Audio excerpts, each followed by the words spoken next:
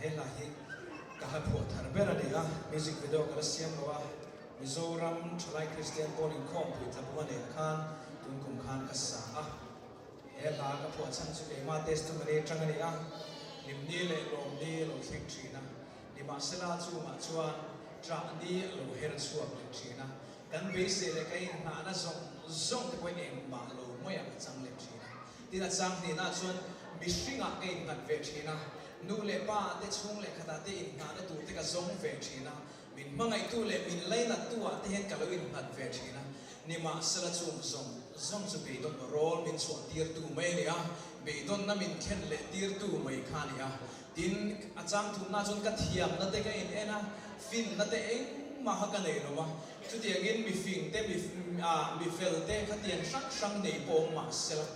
pial le dai kan sa pui tu vek ani tin kan lar na kan ming than ve na ang po hi eng ma chuan tur helo ma wa in na na tla po lo om lo Yesu Krista chu hi na na ta ba ni ti kha ne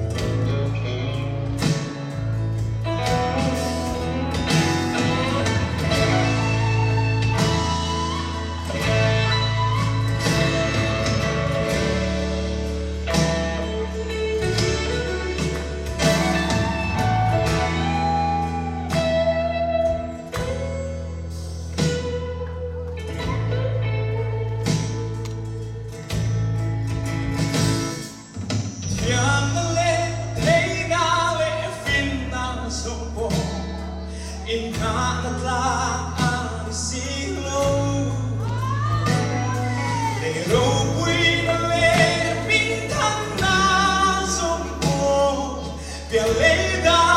cansa